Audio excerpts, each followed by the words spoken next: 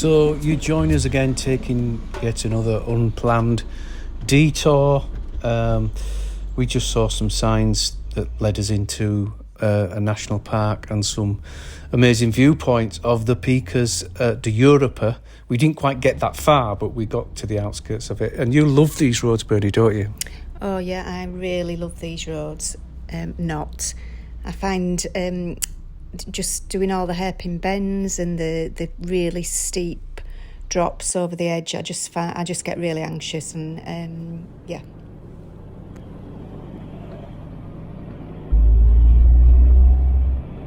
There you look.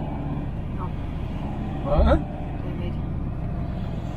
It says Lobo Snow. What does that mean? David, what does that mean? What? When it says Lobo Snow. I don't know. What if it's meaning don't go any further? It's not meaning don't go any further. Are you sure? There's horses no. up there, look, wild horses. My ears have popped.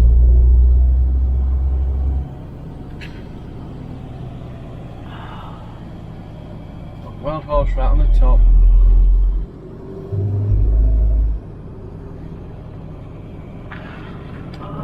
Get a shot down here.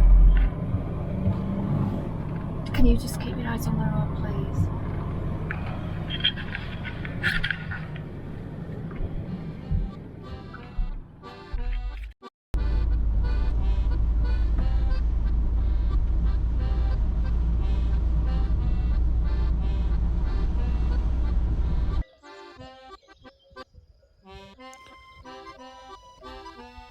So despite Bernie's trepidation at doing these, you've got to admit the views from the top were simply stunning, and we will do the Pikas d'Europa again in full detail. And the wild horses at the top, I don't know if they are wild actually, but they're roaming free anyway, and near a little farmstead. Yeah, it was quite it was worth it in my opinion anyway, very much worth it. It weren't long before we were back on flat land, and again heading into another town which we'd just seen on the map and decided we were going to stop because it looked quite nice. The next town that we came to was Castrojeriz. This town is on the route of the Camino de Santiago.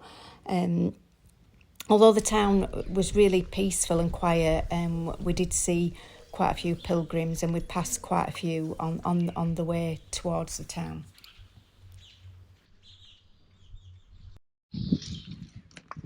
So we're in the lovely town of Castrojeriz, if that's how you pronounce it. Apologies if you don't.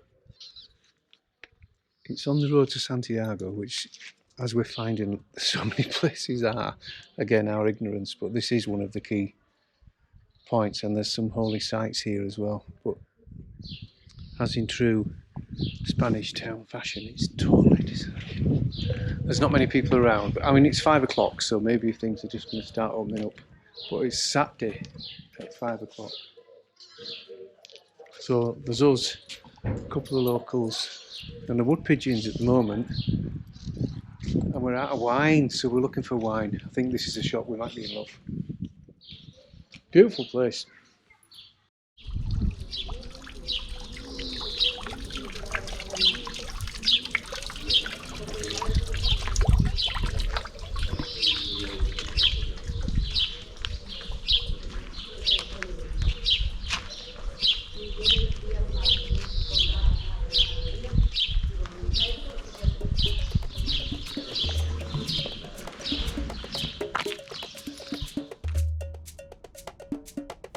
So back on the road again, and the next town that we came to was Escare. This was a complete surprise visit to this town, and it was a bit of a shock because we're used to visiting towns where there's nobody about, really quiet, and this town was absolutely full of people enjoying a Sunday morning, shopping, having a few drinks. It was a really nice place. After the buzz of Escare, we hit the road again to the heart of the Rioja region in Spain, and probably the capital of the Rioja region, the town of Haro. So we're now in Harrow, which is the kind of capital, if you like, of the Rioja region. And we're just cooling off. It's been a really hot day. And we're walking down past all the bodegas, which I'll show you a few. What's a bodega, Bernie? It's where they, house all the wines and do all the bottling and do all the sales and everything. Yeah, and a lot of them have... It's like, what are they in French? In France? I don't know what the equivalent like is. Like a vineyard, and they have where you can go into the actual... So you can taste them and sample them, and we think it's where they bottle it from the barrels. And there's people sort of doing tours of the bodegas, steadily getting drunker and drunker. So we might fall into one if they'll accept the dog, and if not, we're just going to have a walk because it's a nice breeze on here. See if we can buy a few bottles. We do like the odd glass of wine, but we don't often. We look really tall. We don't often buy Spanish wine. We have to confess, although.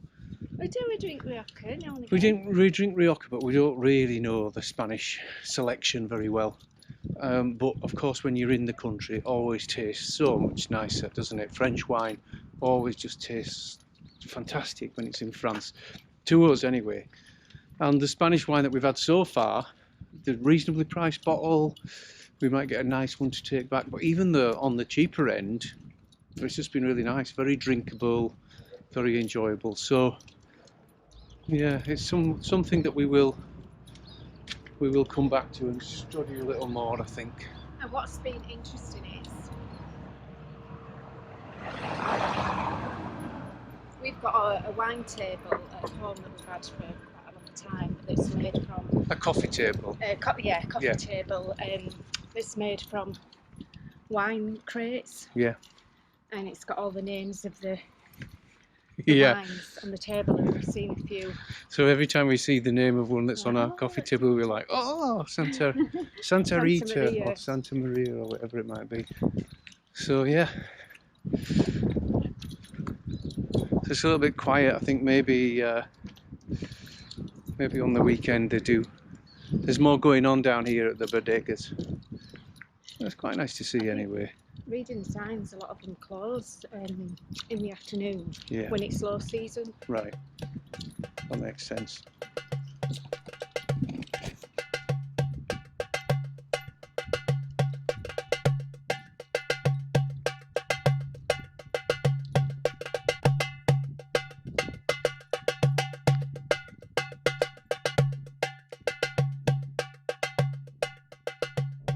So you join us now about to leave Spain and cross the border back into France.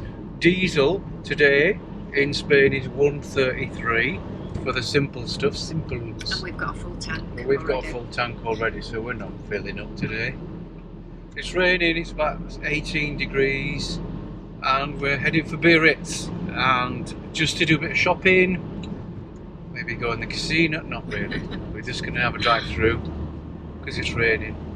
We're in France in 1 kilometre. Did you see that? Francia.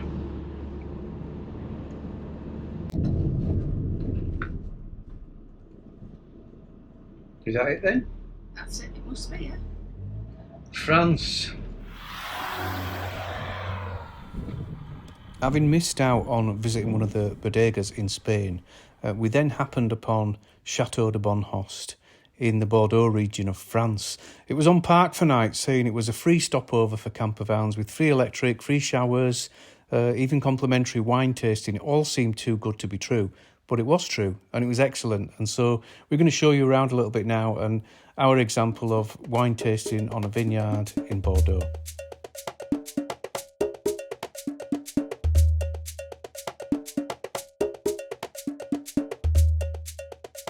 Well, we've finally done it. It's date night on a vineyard.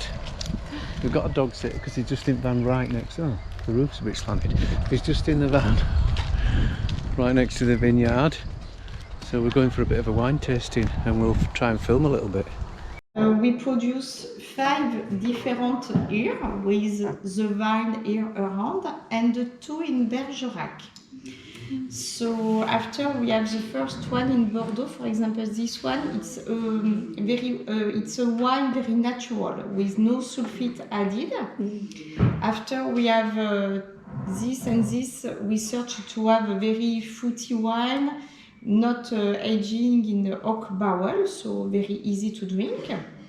After we have this one and this one, we produce a lot of this. This one it's 50% in oak and 50% stay in stainless steel vat. And after this one and this one, both cuvée prestige, it's a selection of our old wine, and after the wine stay in this year, but not to keep a long time. Okay. Yes.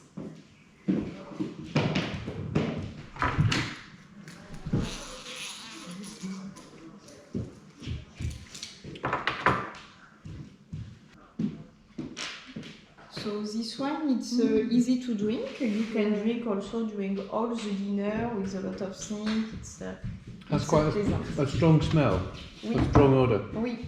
Do you like? Yeah. Yeah, I think Earthy. it's like, yeah. Yes. Would you know choose your one?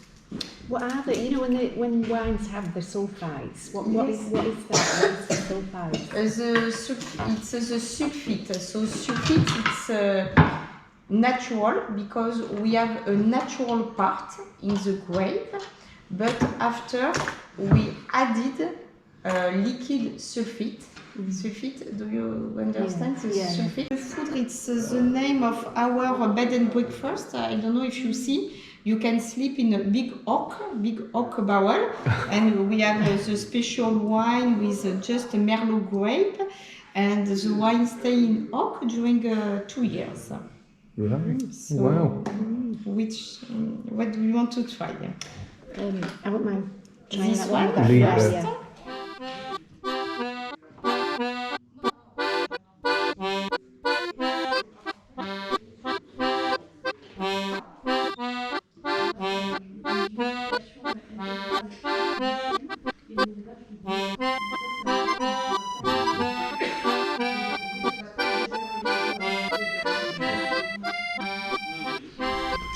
Well, what did you make of that, Bernie? Very informative, wasn't it?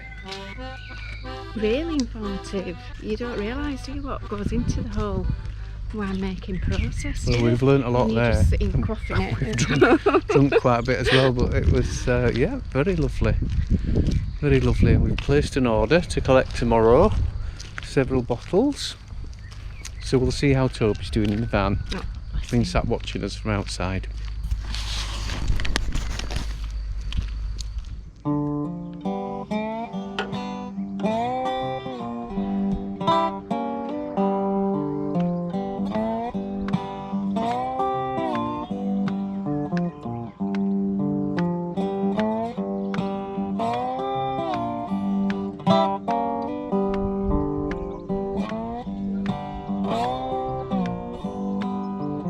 If you like the videos, please hit the thumbs up, give us a like and subscribe. It's free to subscribe. It really helps us to grow the channel. See you next time. Au revoir.